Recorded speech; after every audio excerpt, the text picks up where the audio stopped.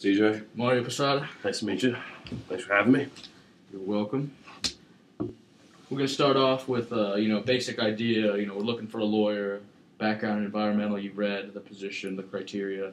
And in your view, what are the major problems / opportunities facing the environmental legal industry? Currently, Yes. Or in the past that you think is a trend for the future?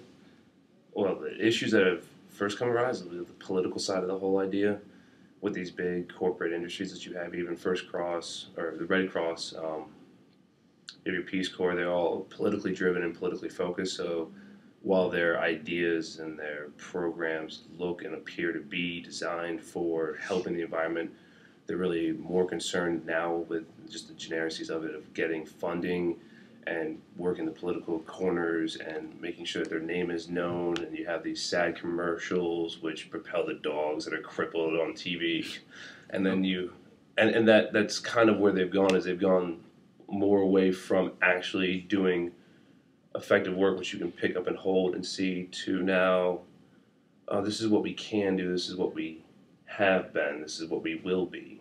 Okay. And how did you learn of the position available at this company? I found out, oddly enough, when I was working as the ADA in New York's prosecuting's office, when we were working with Paul Watson. He's a big whale activist and goes against whale hunters in Japan and all that jazz. But he was talking to me about how he didn't like the company whom he was working for before, so he went to who he is with now. But in an alternative, he's talking about Eco-Enlightenment and how that they want to kind of do an umbrella corporation and pull these people together from all their different nonprofits and all the different environmental focused and green companies and get them all to work coherently as one idea, which I thought was great, because if you have 1,000 people in one room working for one generic idea rather than 5 people, while you might have a little bit more difficulty to get the idea across, you still have that opportunity for true, actually, enlightenment, no pun intended. But yeah, so I heard about it through him, then I decided to look into your company, and here we are now. Your resume is filled with all the volunteer work you've done for environmental agencies and organizations. Which one was your favorite? I really enjoyed working for the Peace Corps when I was younger. It gave me a chance, an opportunity to go teach deprived youth in other countries, English, mathematics, stuff like that. And it helped me to become a little bit more cultured, expanded my knowledge of, very limited knowledge of languages and politics and how it works in various areas. How would you describe your strengths? My strengths: charismatic, very headstrong, a little stubborn at times, but it helps out in the legal world. I'm very good at being able to translate and understand and comprehend the legal jargon used in various diplomacies and applications of such.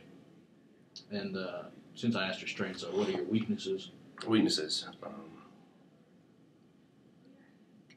It's always the first question to answer. I'm not very good with working with others. I'm much more of a standalone. Give me something to do, I'll take care of it as fast as possible. But I don't work well with others, generally speaking. What do you think you could bring to this position if hired?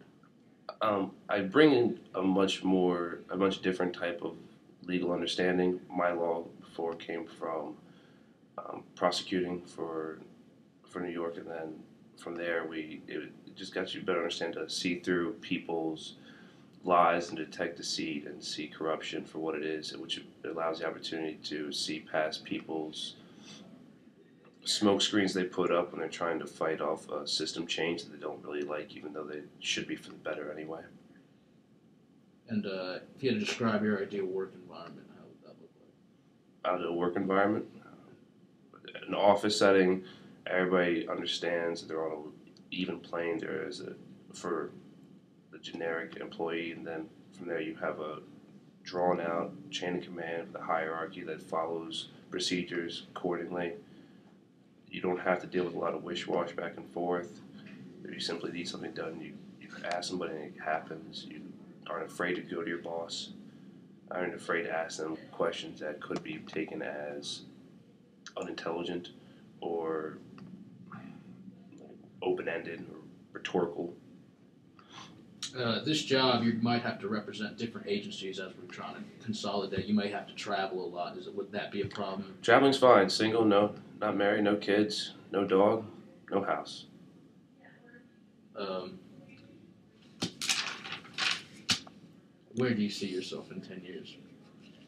10 years, honestly, after your company completes its initial umbrella corporation and it gets up and going, I expect myself not to be needed as much, and I would like to pursue my idea in the political field, possibly looking towards senatorial positions or representative of Virginia, where I grew up, and then from there see what other doors and opportunities arise.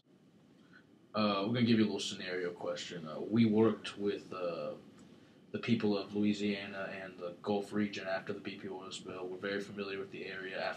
In the aftermath of Katrina, we tried to build green homes, work with agencies down there, trying to help people. And what do you think you could have pursued legally to get more out of BP? As they paid the monetary damages, but it's a generalized cost, and that there's other things that could have been pursued.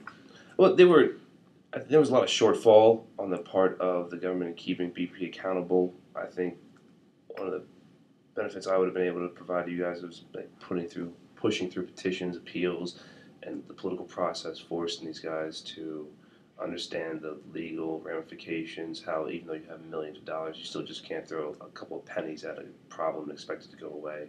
Also, how they did this halfway idea of research and development, creating these quick fix programs that all seem to fail horribly, rather than just rolling up their sleeves and getting down and dirty and just doing what needs to be done. What long-term legal goal do you think would be most beneficial to this country, and we could start modeling for other countries?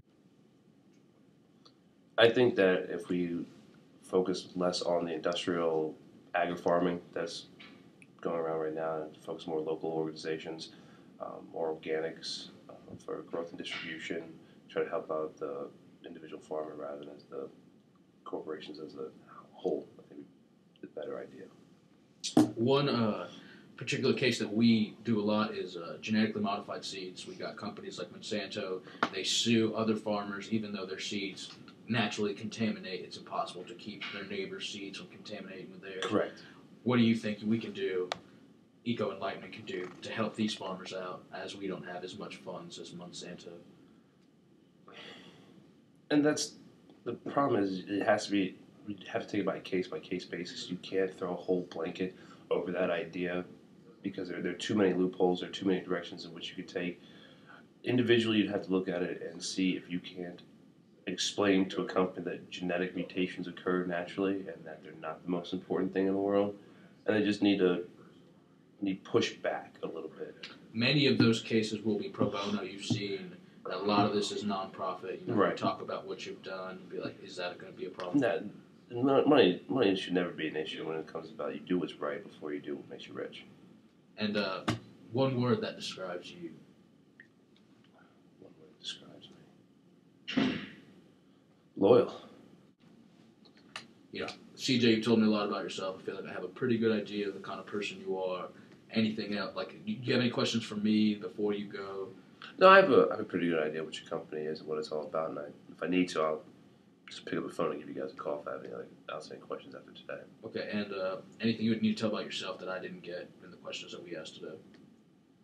No, you have everything. You have my resume, you have my business card. Everything's there. There's nothing I can think of. We will contact you shortly, and thank you for your time. Very welcome. Sounds good.